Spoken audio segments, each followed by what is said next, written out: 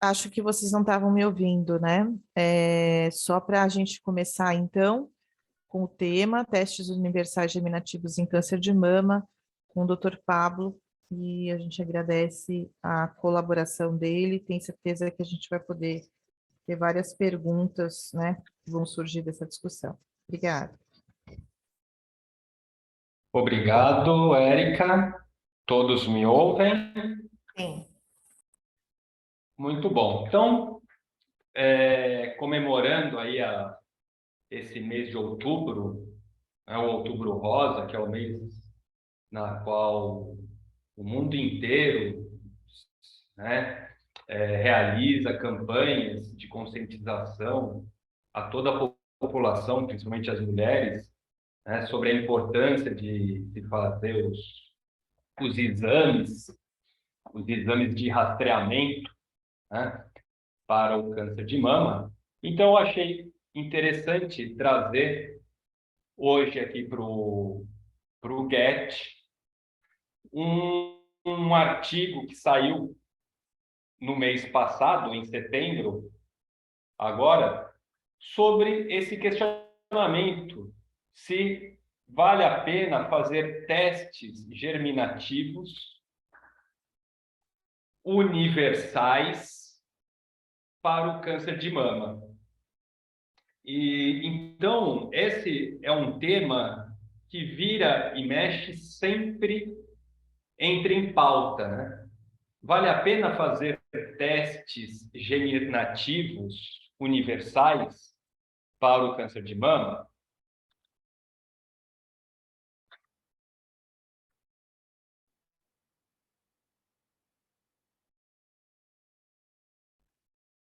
Então, antes de começar, uma nota importante é que os guidelines, né, atuais da NCCN recomendam o teste germinativo para rastrear genes de alto risco em pacientes selecionados com câncer de mama.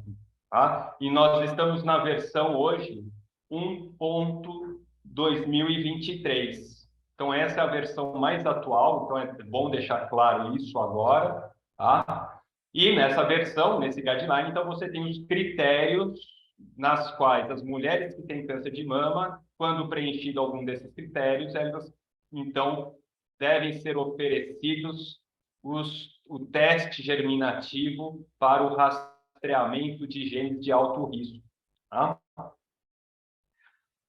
A utilidade clínica de recomendação para todos os pacientes com câncer de mama, então, fazendo painéis multigênicos, é cada vez mais corrente essa ideia, né? Então, cada vez mais os serviços, eles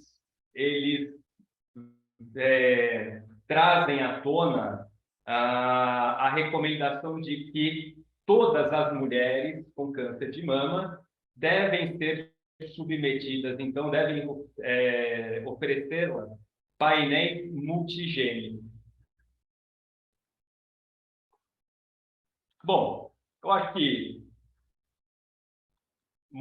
isso tem a ver realmente com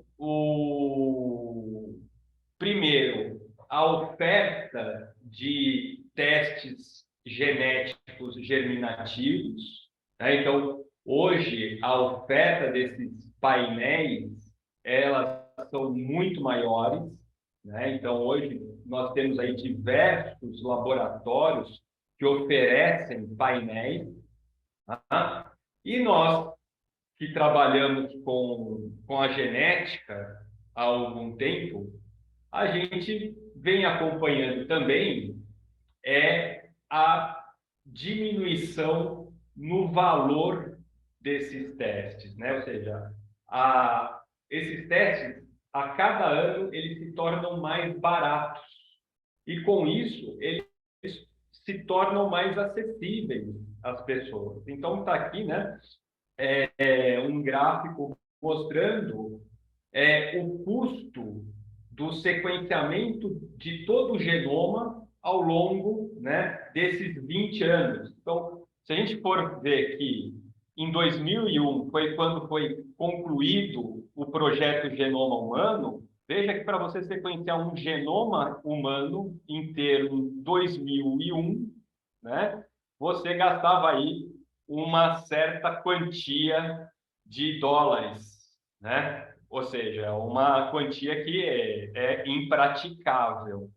Mas a gente percebe que, a partir desse momento aqui, ó, entre 2007 e 2008, o custo para sequenciar um genoma humano, ele cai drasticamente, né? E a curva só vem, então, em tendência de queda, né? Por que que ocorre essa redução abrupta entre 2007 e 2008?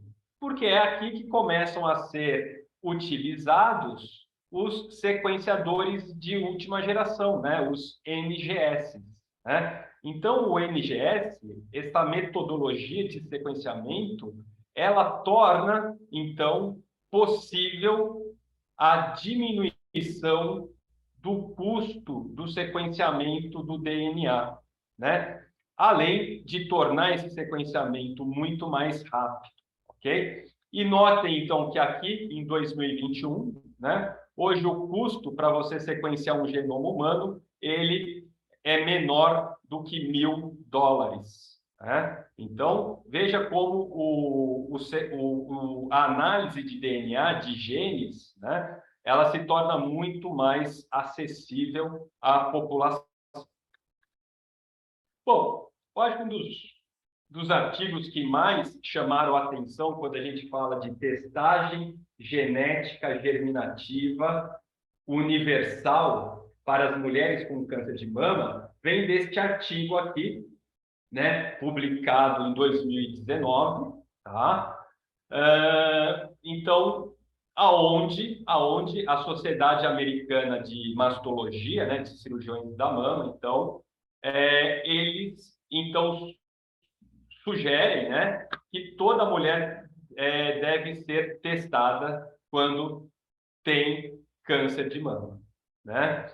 Então, esse é um artigo que vale a pena todos lerem, né? Então, esse é um dos artigos aí que de cabeceira aí, quando a gente fala de teste genético germinativo universal, porque esse foi um artigo que causou bastante impacto, né, quando a gente fala de testes genéticos em câncer de mama. Muito bem. O artigo que nós vamos falar hoje, ele é escrito, né, ele é publicado pelos mesmos autores que publicaram este artigo em 2019, em fevereiro de 2019, no mesmo ano da publicação lá da Sociedade Americana de Mastologia, né, na qual os autores, então, eles falam o quê? Né, de um subdiagnóstico no câncer de mama hereditário. Então, ele fala, então, se os guidelines, né, principalmente eles se referem aos guidelines da NCCN, né, se eles são uma ferramenta ou se eles são um obstáculo. Eles mostram nesse artigo que eles, então, analisaram 959 pacientes com câncer de mama, então esse aqui é o autor principal, né? Na qual, então, eles relataram que metade dos pacientes com câncer de mama com variantes patogênicas ou variantes provavelmente patogênicas foram perdidas se eles seguissem as recomendações, né, da NCCN. É bom deixar claro que essas diretrizes é a da versão de 2017, né? Hoje, como nós falamos, nós estamos na versão de 2023, versão 1 de 2023.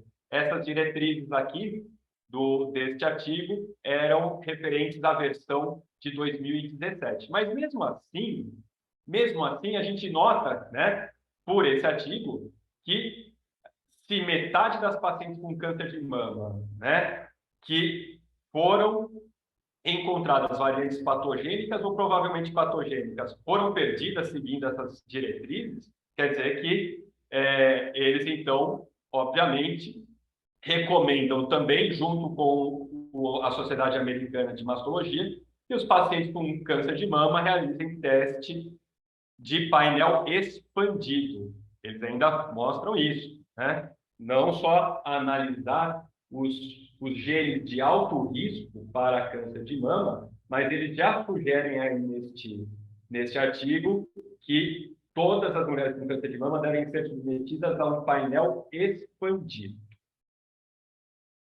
Muito bem. E aqui, então, está o artigo que nós vamos comentar hoje, tá? Ele, então, foi publicado neste ano, tá? No JAMA, né? Em setembro de 2022. Então, é um artigo que acabou de sair do forno, né? E ele fala justamente o quê? Que testar genética, né, fazer testes genéticos germinativos universais para todas as mulheres com câncer de mama tem uma utilidade clínica. Então, é isso que eles vão mostrar nesse artigo. A utilidade clínica de se fazer o teste genético germinativo universal para todas as pacientes com câncer de mama, tá? Então, naquele artigo de 2019, eles mostraram, né, que metade das pacientes com variantes patogênicas e provavelmente patogênicas não se enquadravam nos critérios da NCCN, e nesse artigo eles vão mostrar o quê? Que a utilidade clínica, então, a utilidade clínica, né, quando essas mulheres são testadas de forma universal. Então, eles põem na introdução, né, que o valor da identificação de pacientes com variantes genéticas germinativas patogênicas ou provavelmente patogênicas, e aqui então ele fala de Pathogenic Germline Variants, né, PGVs, né, e sendo elas altamente penetrantes no manejo clínico da predisposição ao câncer. Já é bem estabelecido. Então, é lógico, todos nós que trabalhamos com oncogenética sabemos que quando a gente identifica variantes patogênicas, provavelmente patogênicas, em genes com alta penetrância, você tem aí, né, um achado muito importante que vai ditar aí condutas terapêuticas, cirúrgicas, de rastreamento, né, de rastreamento familiar. Então, isso tudo já é muito bem estabelecido. Atualmente, o teste genético de linhagem germinativa para genes de alta penetrância, então, quais são esses genes que a própria NCCN recomenda testar, né? O BRCA1, o BRCA2, o CDH1, o PALB2, o PTEN e o TP53, né? Essa testagem, hoje, pela NCCN, ela é recomendada para um subgrupo de pacientes com câncer de mama, né? Ou seja, aquele subgrupo que preenche os critérios da NCCN. As diretrizes desenvolvidas por organizações profissionais para o teste genético de linhagem germinativa são determinadas por fatores como todos nós já sabemos, né? A idade ao diagnóstico, o histórico pessoal da paciente, tipo histológico do tumor, né? Ou através do seu histórico familiar, né? Então, esses são fatores, né, que vão ditar quais pacientes devem ou não ser testados, né? Além disso, existem também ferramentas de avaliação de risco, como o modelo estatístico, o BRCA-PRO, né, que utilizam o status pessoal de câncer e o histórico familiar do paciente, para auxiliar na recomendação do teste genético de linhagem germinativa. Então, os critérios da NCCN também utilizam, né, o BRCA-PRO, né, como uma das indicações para o teste genético de linhagem germinativa. No entanto, estudos de teste genético de linhagem germinativa universal, utilizando painéis multigênicos, sugerem o quê? Que as diretrizes devem ser ampliadas para incluir testes de todos os indivíduos com tumores sólidos e incluir mais genes do que apenas aqueles genes de alta penetrância para o câncer de mama.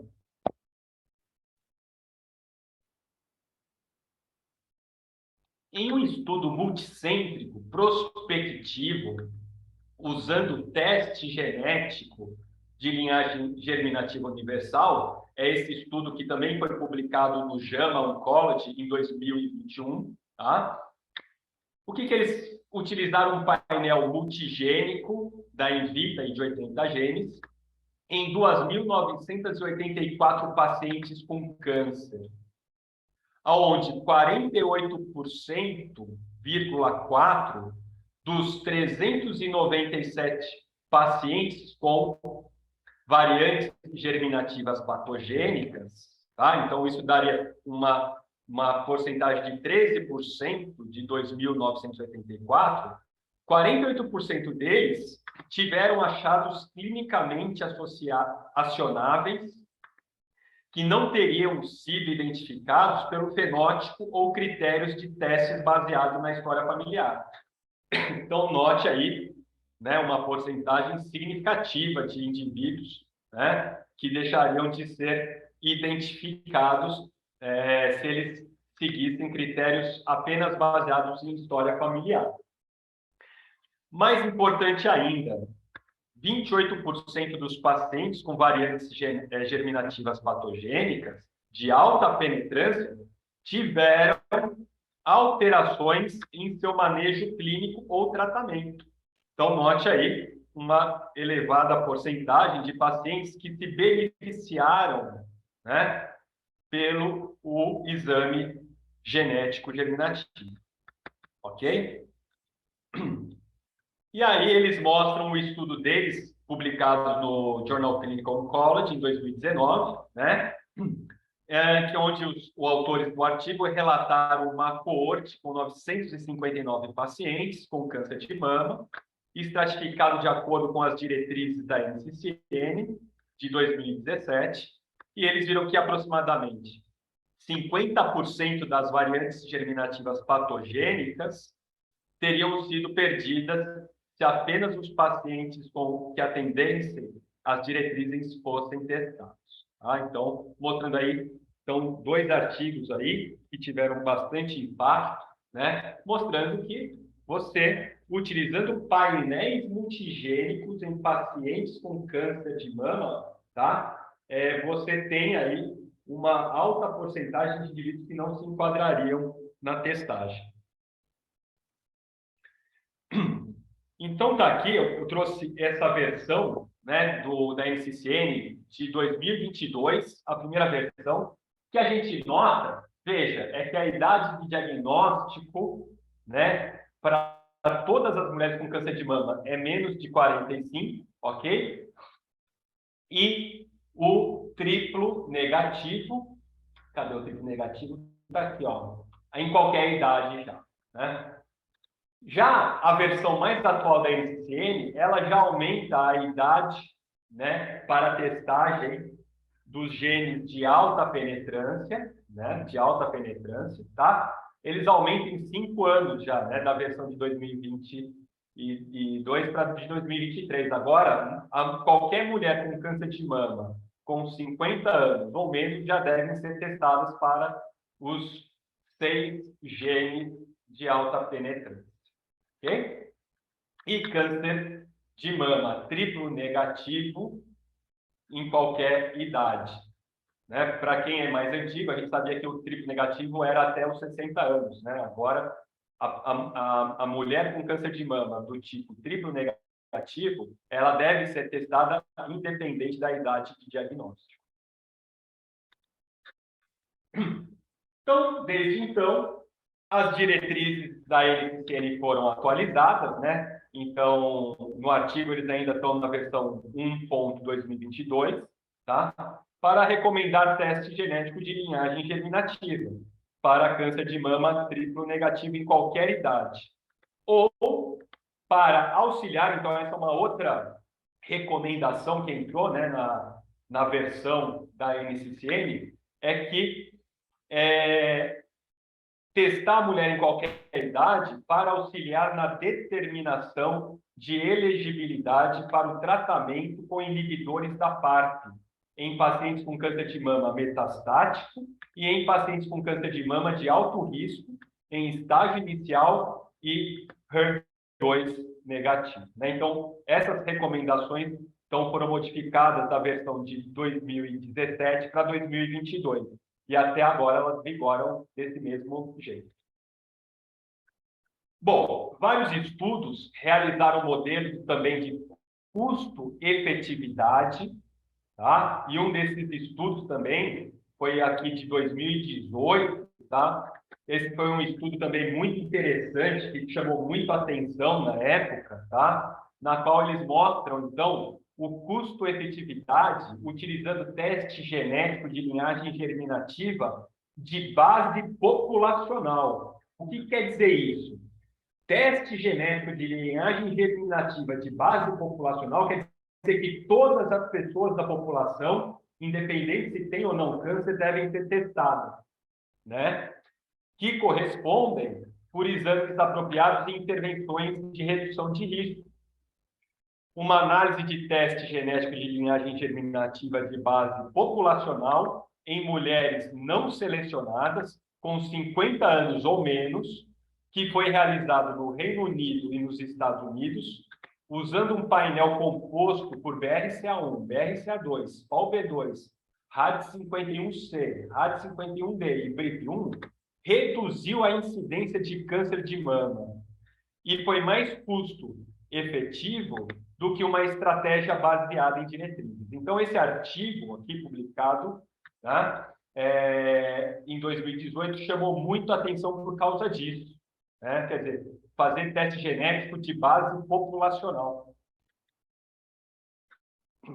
Para avaliar completamente as mudanças clínicas resultantes do teste genético de linhagem germinativa, é vital, ou seja, é importante você monitorar as decisões de tratamento e os resultados dos pacientes a longo prazo, né? Quer dizer, para eu mostrar que realmente vale a pena fazer teste genético de linhagem germinativa, eu tenho que monitorar as decisões de tratamento e resultados dos pacientes de longo prazo, né?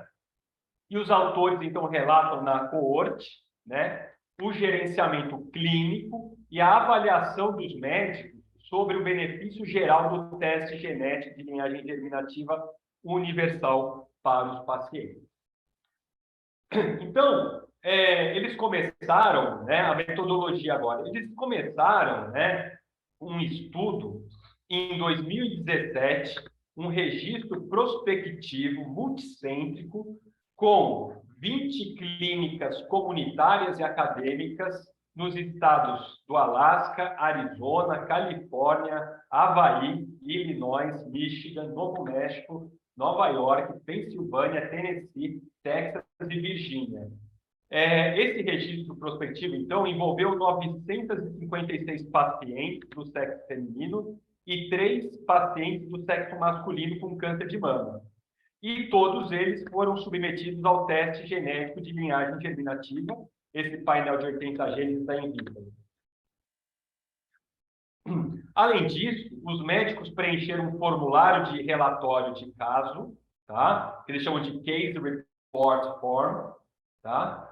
Aprovado pelo Conselho de Revisão Institucional para documentar as informações clínicas dos pacientes. Os resultados dos testes genéticos, as alterações das recomendações clínicas feitas, de acordo com os achados dos testes, e as alterações avaliadas, resultantes dos testes nos resultados dos pacientes, tá? Então, esse foi o meio como eles utilizaram para mostrar os benefícios e as mudanças que os testes genéticos tiveram nas condutas dos pacientes. A análise de dados desidentificados e agregados foi aprovada por um conselho de revisão institucional independente, tá? Todos os pacientes inscritos forneceram consentimento por escrito, né, o termo de consentimento, para que seus dados fossem desidentificados, tá? E que eles fossem utilizados no registro. Muito bem. Bom, então, o desenho do estudo, né, a corte final compreendeu 949 pacientes do sexo feminino e 3 do sexo masculino. E aqui que eu acho que é uma das coisas mais interessantes do estudo. Eles dividiram em números iguais de pacientes que preenchiam os critérios da NCCN, da versão 1.2017, que foi quando começou a coorte, né, em aqueles que atendiam aos critérios da NCCN, eles chamavam de in criteria, e pacientes fora dos critérios que não atenderam às diretrizes, que eles chamavam de out of criteria, né? ou C, ok? Então, eles dividiram em números iguais. Para contextualizar os dados recém-relatados, as informações clínicas relatadas anteriormente, incluindo prevalência de variantes germinativas patogênicas, idade do paciente no teste, idade do diagnóstico, a raça e etnia autodeclaradas, elas foram reavaliadas para a coorte. Então, ao longo do tempo, né, que o estudo ia acontecendo, eles foram reavaliando todas essas informações. A raça e a etnia, elas foram autodeclaradas, tá? Os dados que foram coletados durante o curso do estudo, mas não relatados anteriormente, incluindo o tipo de câncer de mama, o status do receptor hormonal e a pontuação do BRCA-PRO. Então, vários, né, dados foram sendo coletados ao longo do estudo. Além disso, né, os dados fornecidos pelos clínicos, né, pelos médicos, então, eles preenchiam esse formulário de relatório de caso, incluindo perguntas sobre quaisquer mudanças na estratégia cirúrgica, quimioterapia, tratamento endócrino, radioterapia, ou plano de acompanhamento feito para o paciente e familiares. Eles foram especificamente alterados com os resultados do teste genético. Os médicos também foram solicitados a avaliar se os testes genéticos tiveram impacto positivo nos resultados de saúde do paciente, o que foi definido como benéfico para o manejo clínico ou o bem-estar geral dos pacientes na conclusão do formulário de relatório de caso, tá? Muito bem, então eles anotavam mudanças nas estratégias, tá? E eles também informavam se os testes genéticos tiveram impacto positivo no resultado de saúde do paciente. Aqui, um pouco sobre a análise estatística do estudo que eles fizeram, né? Então, as associações de características do paciente, mudanças nas recomendações clínicas e resultados de testes genéticos, eles foram analisados.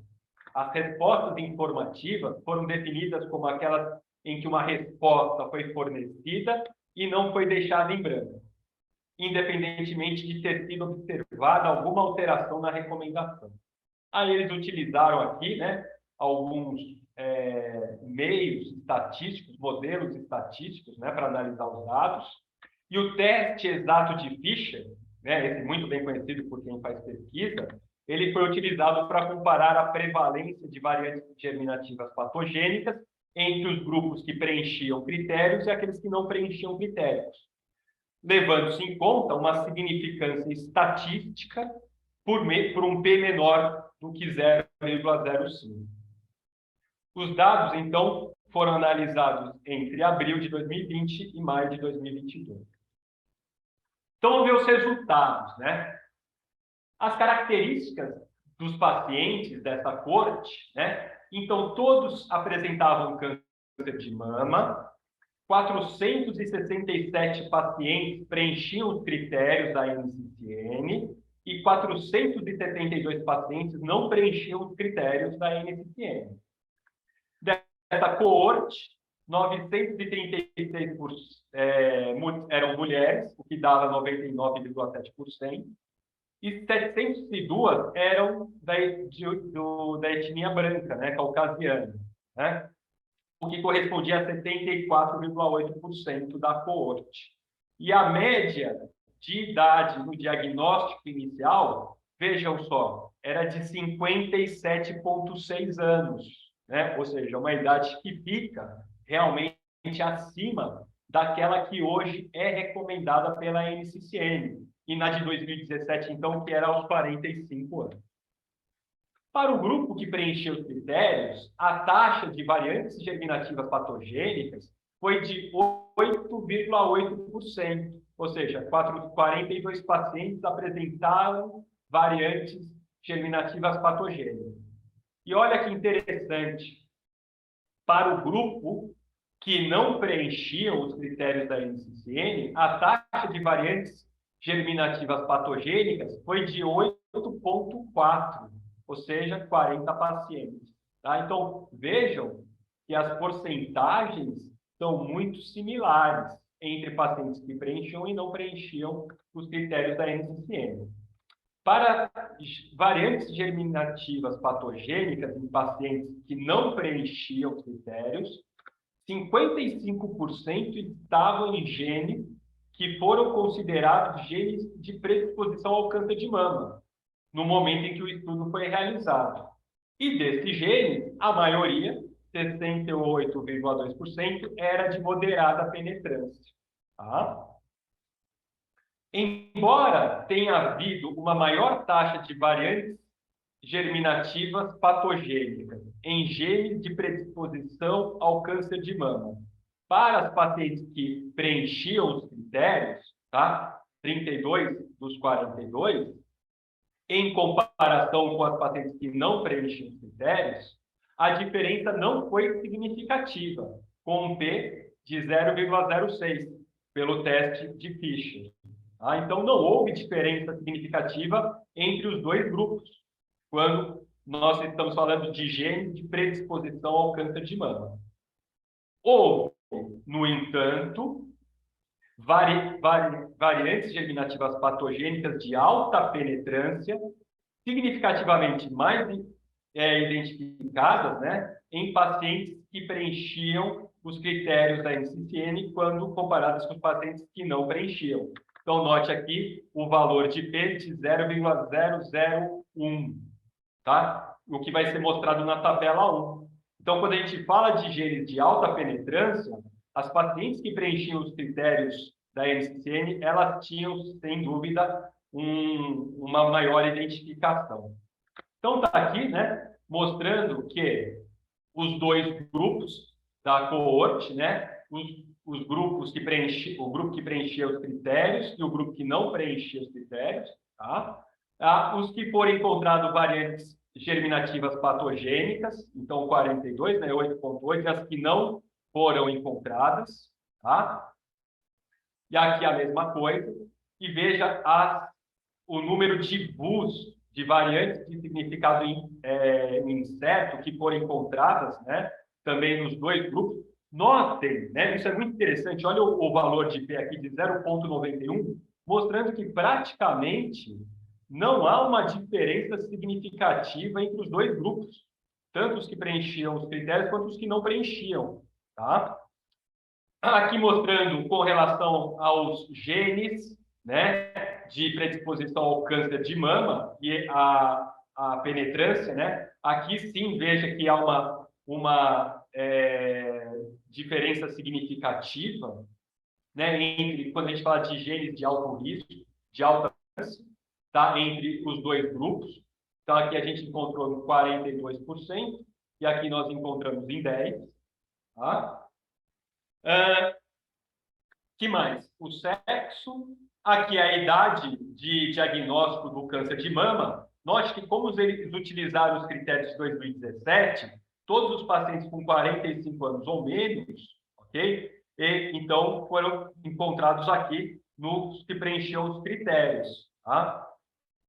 Agora, uma coisa que é muito interessante de ver é a quantidade de pacientes acima de 65 anos, né, que não preenchiam critérios e que foram encontrada algum tipo de variante germinativa patogênica, né? Então, a gente nota aqui que foi até mesmo encontrado mais variantes patogênicas em indivíduos que não preenchiam critérios, quando comparado com as mulheres que preenchiam critérios, tá? Mas não há, assim, uma diferença significativa.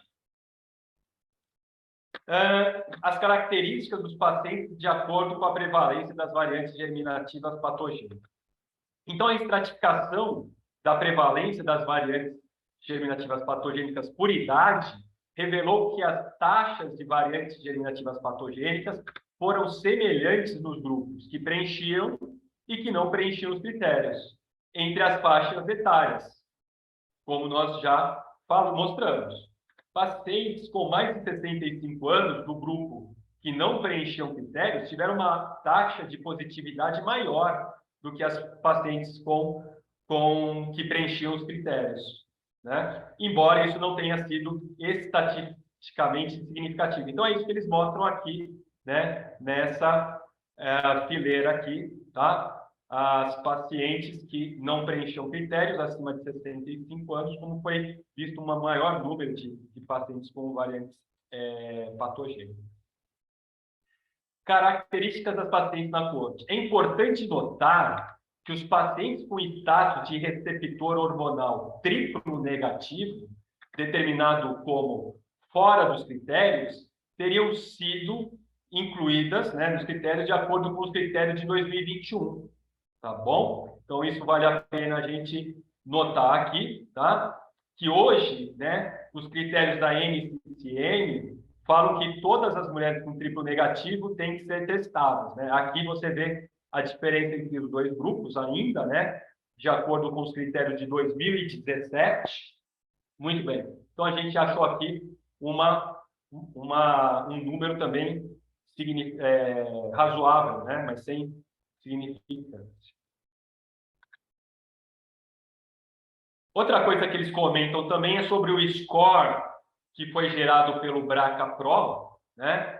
Usando o limite de consenso de 10%, né? Ou seja, mais de 10%, para a probabilidade de portar uma variante BRCA1, BRCA2 no momento da inscrição do paciente, e reavaliado usando a sugestão mais recente da NCCN. Então, a própria NCCN, ela baixou o limite, né, de mais de 10% para menos de 10, para mais de 5%, né? Ou seja, ela baixa o limite de mais de 10% para mais de 5%.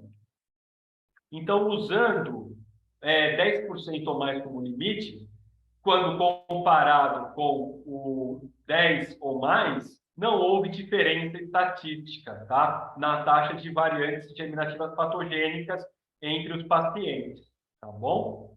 Então, aqui ele mostra, né, de 7,9 versus 8,7. Então, baixar, né, o limite de consenso de 10 para 5 não mostrou uma diferença significativa, tá? Para mais de 5% como limiar, foram identificados 5 pacientes adicionais positivos, como variantes germinativas patogênicas, principalmente, olha só, no BRCA2, né? Interessante, BRCA2. No entanto, 25 pacientes que preenchiam os critérios, né? E 34 para os que não preenchiam, teriam sido perdidos usando um limite superior a 5 como único critério para teste. A triagem por BRCA-PRO teria perdido 64, tá? E 59 pacientes positivos de todos os pacientes pontuados usando 10 ou mais e 5 ou mais, respectivamente. Então, quando a gente utiliza aqui 10% como limite, né, a gente teria perdido 64 e quando usa 5,59. Vamos ver isso na tabela? Então, está aqui, ó, o BRCA-PRO aqui, né? Então, veja que nas que preenchiam critérios, né, a gente encontrou 10 e realmente, quando a gente tem aí, não preenche critérios, ok? Não foi encontrado nenhum. Mas quando a gente diminui o limite de 10 para 5, tá? Então, a gente aumenta o número aqui de mulheres onde a gente encontra, tá? Testes positivos, ok? E quando a gente diminui o limite para menos que 5, ou seja, então a gente aumenta ainda mais, né? Aí aparecem mulheres com variantes genéticas patogênicas, ok?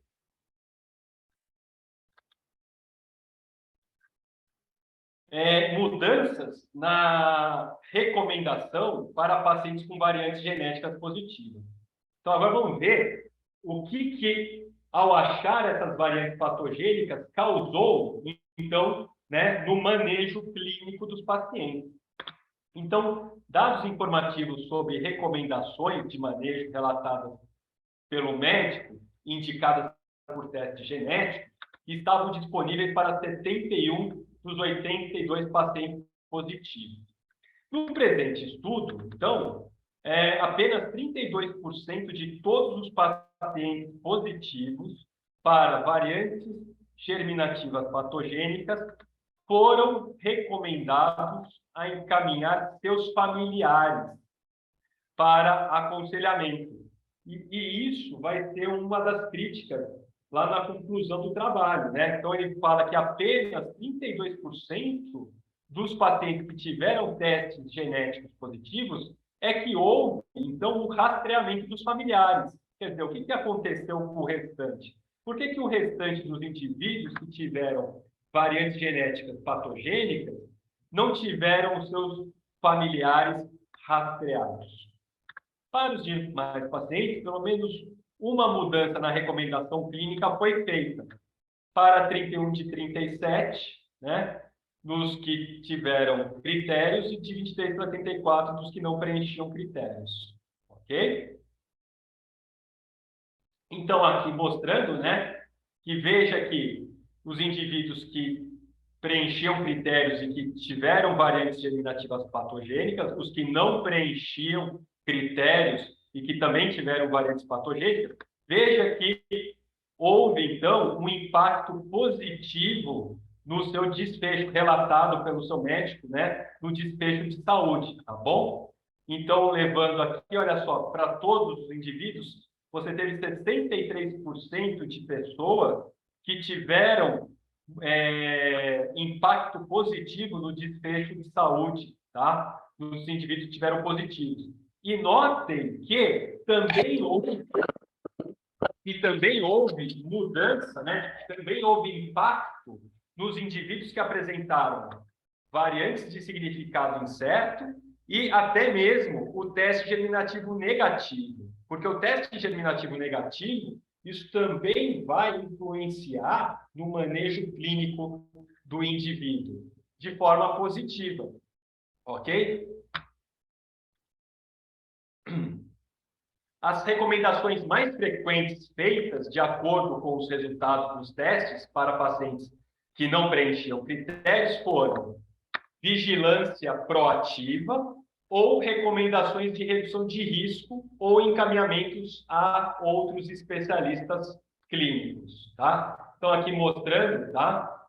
Indivíduos que preenchiam critérios contra indivíduos que não preenchiam critérios e quais foram as intervenções que ocorreram nesses grupos, de acordo com genes de alta penetrância, genes de moderada penetrância e genes de baixa penetrância, ok? A gente nota realmente, né, que o principal, né, recomendação quando você encontra uma variante patogênica é realmente testar os membros da família, ok? Você vê que para genes de alta penetrância, a gente então tem aí segmento com imagens, alterações de estratégia de quimioterapia ou de outras terapias e estratégias de cirurgias, das mamas, né? Então, note aí o impacto que isso causa quando se acha variantes germinativas patogênicas. Mudanças nas recomendações de manejo clínico foram feitas para mais pacientes com 45 anos ou menos, tá? Do que aqueles com 45 anos ou mais. Então, você vê que o teste germinativo patogênico, ele influencia muito mais os pacientes mais jovens, tá? As alterações também foram feitas para a maioria dos pacientes com mais de 65 anos. Também foram feitas alterações. Olha que interessante isso também. Pacientes que normalmente não são testados, né? Então, aqui eles mostram, né, o impacto, né, no indivíduo. Então, note aqui que a maioria dos indivíduos que participaram dessa coorte eram brancos não hispânicos, né, que a gente chama de caucasianos. Tá? E aqui a mudança de recomendações clínicas, uma ou mais mudanças, tá bom? E o desfecho, o impacto positivo, tá? No desfecho de saúde, para pacientes que preenchiam critérios e não preenchiam critérios, ok? Então, a gente nota aqui, realmente, que, no total, quanto mais jovem é o indivíduo, maior é as mudanças, né, que o teste gera nas condutas clínicas, né? Você vê que vai diminuindo de acordo com a idade do paciente diagnosticado, né?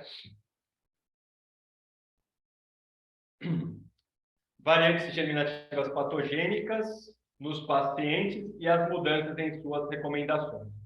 Em uma base por gene, as mudanças nas recomendações para pacientes que não preenchiam critérios incluíam aqueles com variantes germinativas patogênicas na predisposição ao câncer de mama e genes de reparo de danos, como o ATM, o BRCA2, o CHEK2, o NBN, RAD51C e RAD51D, principalmente aqui no câncer de ovário, né? Então, a gente está falando do câncer de mama, mas quando a gente encontra genes que aumentam o risco no câncer de ovário.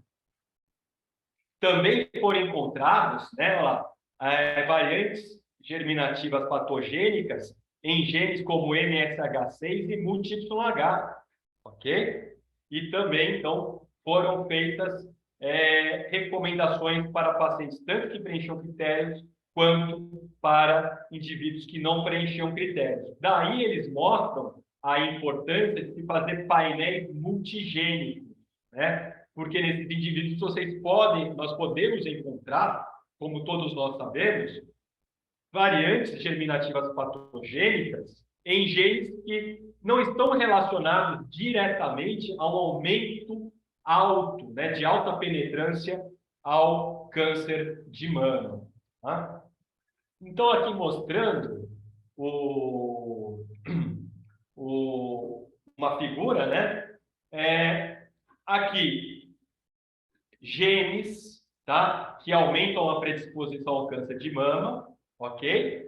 Então, a gente tem aqui todos os genes que são genes de alta penetrância, moderada penetrância e baixa penetrância, tá? E aqui genes, tá? Que aumentam o risco para outros tipos de tumores que não os de mama, ok?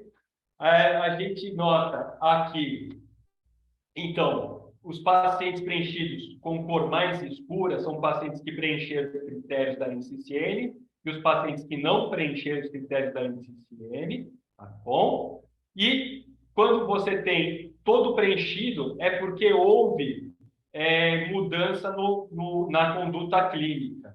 E quando as figurinhas, né, as figuras estão sem preenchimento, é porque não houve mudança na conduta do paciente. Ok?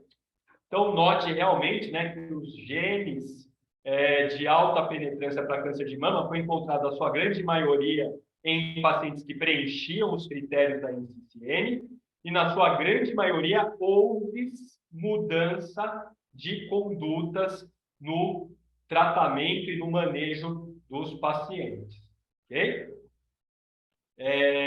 Veja aqui que vale a pena também, né, destacar que foram encontrados mutações patogênicas no MSH6, né, no RB1 do retinoblastoma, né, que a pessoa não sabia que tinha a variante, no RET, no VHL do von Hippel-Lindau, do RET, né, da neoplasia endócrina múltipla, né, tipo 2, quer dizer, então veja que foram encontrados variantes patogênicas em outros genes também importantes aqui no estudo. O número médio de alterações nas recomendações por paciente foi maior para pacientes que preenchiam os critérios quando comparado com os pacientes que não preenchiam os critérios. Para BARD1, BRCA2, CHECK2, PAL-B2, RAD51D, o REC-L4, né? Para TN, MIT-F e NBN, mais alterações por pacientes foram feitas naqueles que não preenchiam os critérios, tá bom? Então, aqui uma outra figura mostrando os genes, os pacientes que preenchiam critérios, os que não preenchiam critérios, tá? E aqui os genes de alta penetrância, moderada penetrância, baixa penetrância, e os genes que não aumentam risco para câncer de mama, porém aumentam o risco para outros tipos de tumores. Então, a gente nota que para os genes de alta penetrância para a mama, os pacientes que preenchiam critérios tiveram mais alterações de condutas, né? Em compensação, nos tumores, né, nos genes que aumentam o risco para outros tumores, a gente não vê aqui, a gente vê uma maior porcentagem em pacientes que não preenchiam critérios. E um dado que chama muita atenção é esse aqui, né? O BRCA2 em pacientes que não preenchem critérios. E veja que praticamente nós tivemos aqui mudança em 100% deles, né? Claro, se você encontra uma variante patogênica no gene BRCA2, você vai, obviamente, mudar toda a conduta, né, do seu paciente. Bom, o impacto, né, do relato dos clínicos, dos médicos, né, através da testagem dos pacientes. Então, os médicos foram solicitados a relatar sua avaliação de como os testes genéticos impactaram os resultados de saúde dos pacientes no momento da notificação. Então, isso aqui é muito importante, né? Ou seja, o aconselhamento pós-teste, né? Uma das partes mais importantes do aconselhamento genético é quando você vai levar a informação do teste genético ao seu paciente. Para 28 de 41 dos pacientes que preenchiam os critérios e para 23 dos 40 que não preenchiam os critérios, tá? E que tiveram variantes germinativas patogênicas, o teste foi relatado para impactar positivamente os resultados de saúde dos pacientes, em termos de ser benéfico para o manejo da doença ou bem-estar no momento da conclusão do relatório. Então, aqui a gente nota aqui, novamente, né, aquela tabela de quão, né, positivo foi o impacto das recomendações e do desfecho, tá, para os pacientes que preenchiam e não preenchiam os critérios. Aqui ele fala também dos resultados do teste negativo e quando você encontra variantes de significado incerto. Então, os dados informativos relatados por médicos sobre mudanças no manejo clínico estavam disponíveis para 509 pacientes com variantes de significado incerto e para 349 para pacientes com resultados negativos. Os médicos, então, tiveram condutas semelhantes, isso é bom, né, com relação a VUS e os resultados negativos. pois não fizeram nenhuma alteração nas recomendações clínicas, na maioria dos casos, tá? Para avulso, e 345 quando vieram negativos. Então, está aqui, né? Você veja que realmente, né, as mudanças feitas quando os pacientes mostravam avulso foi de 17 em 509, foi 3,3%, e quando veio negativo, então, 4 em 349, 1,1%. Né? Então, você vê que realmente não houve mudança de recomendações clínicas em pacientes com avulso. Mas houveram mudanças na recomendação clínicas, mais em avulso quando comparado a negativos. No entanto, muitas das alterações relatadas para ambos os grupos foram para estratégias cirúrgicas mais conservadoras. Por exemplo, mastectomias bilaterais foram consideradas desnecessárias. Então, mostrando que o teste genético, ele pode também, quando vem um avulso ou quando vem negativo, ele pode mudar a estratégia de uma conduta cirúrgica, né? Ao invés de fazer uma mastectomia radical, você faz uma conservadora. No geral, os médicos indicaram que os resultados de saúde foram impactados positivamente pelos resultados dos testes em 186 de 508 para pacientes com avulso e de 122 em 349 para negativos. Estou mostrando aqui de novo, né? Agora a discussão, né? Então, para a gente fechar o nosso artigo, os autores já haviam demonstrado que as diretrizes restritivas para teste genético de linhagem germinativa levaram a aproximadamente metade de todos os pacientes com câncer de mama com variantes germinativas patogênicas sendo perdidas, né? Então, ou seja, se você levasse em conta a restrição das diretrizes, você perderia aí 50%, né? No presente estudo, mas isso, desculpa, falando dos critérios de 2017, sempre é bom deixar claro isso. No presente estudo de coorte, então, analisamos as mudanças resultantes dos testes na tomada de decisão do médico e os resultados gerais dos pacientes avaliados durante o estudo. Para a maioria dos pacientes que preenchiam critérios e aqueles que não preenchiam, os médicos recomendaram pelo menos uma mudança no manejo clínico de acordo com os resultados dos testes, o que significa que os pacientes que não preenchiam critérios não teriam recebido o mesmo cuidado informado por dados genéticos quando comparado com os pacientes que preenchiam os critérios.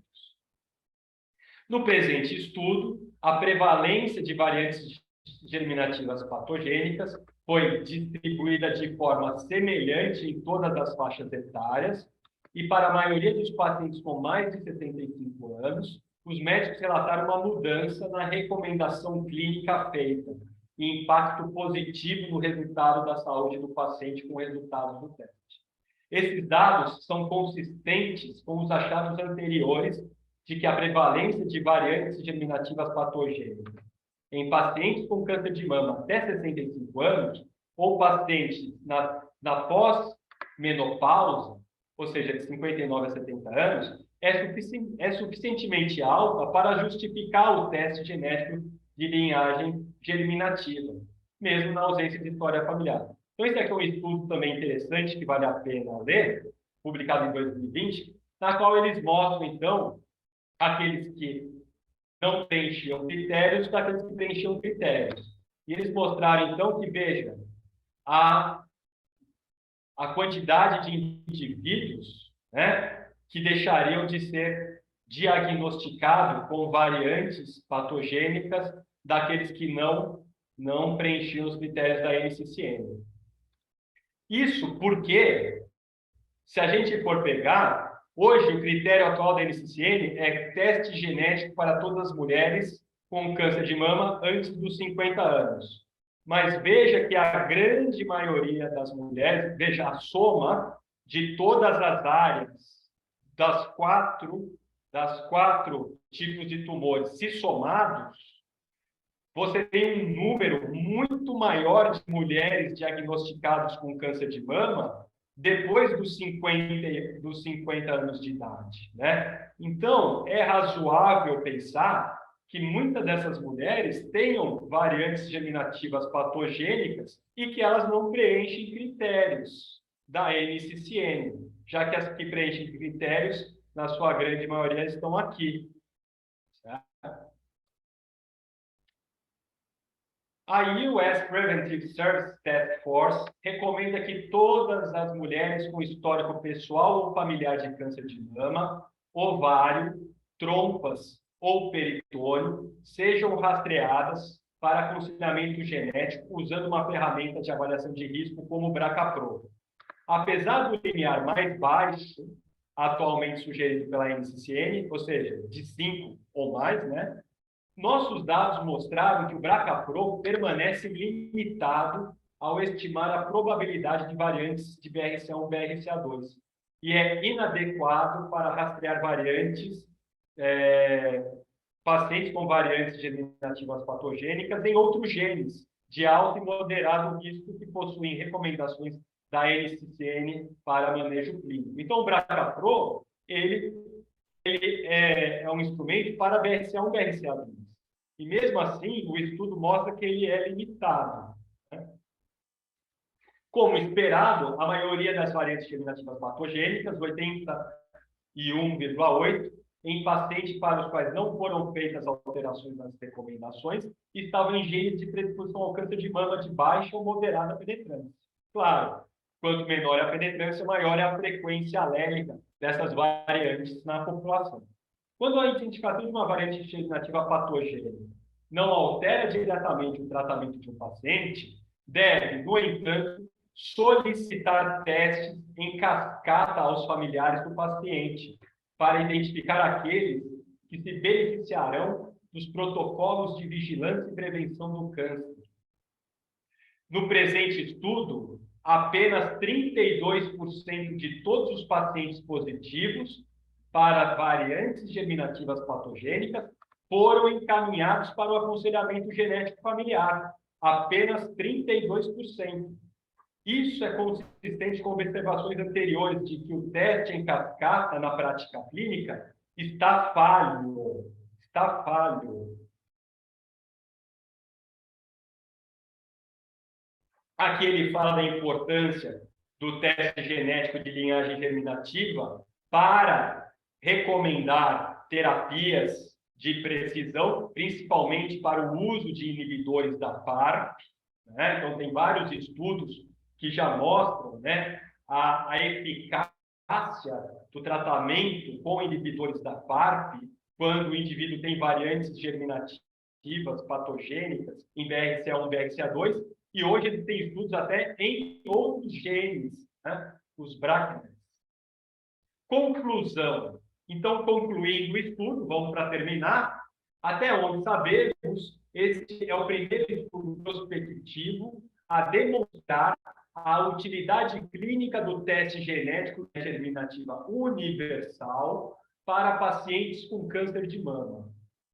Esses dados demonstram que os médicos avaliaram os testes germinativos como impactando positivamente os resultados de seus pacientes e ressaltam os obstáculos que os atuais critérios de testes genéticos introduzem entre os pacientes e seu acesso à terapia de precisão, ensaios clínicos e diretrizes de gerenciamento baseados em evidências. Embora seja necessário estudos de acompanhamento de longo prazo para determinar os resultados finais dos pacientes, né, os desfechos de longo prazo, é importante considerar esses dados de tomada de decisão clínica e avaliação do paciente ao determinar o valor de testes abrangentes de linhagem germinativa para todos os pacientes com câncer de mama. Então, para finalizar, é hora do modelo tradicional de teste genético evoluir e cumprir essa promessa. né? Então, está na hora dos serviços de referências em tratamento em câncer estarem associados a serviços de medicina genômica.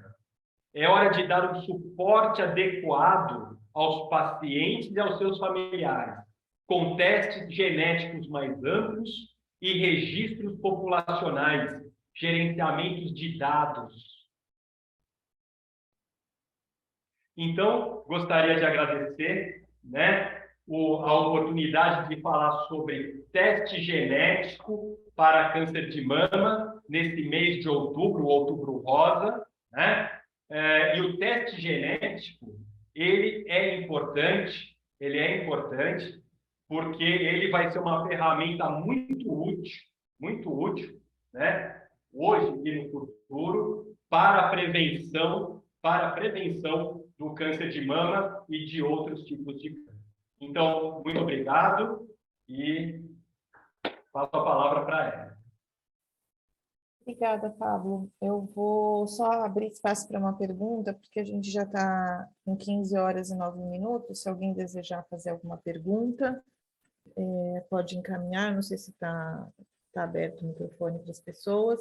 Agradeço desde já a todas as pessoas que ficaram durante. Eu sei que pelo horário, né, algumas pessoas já saíram, mas a gente agradece a presença de todos.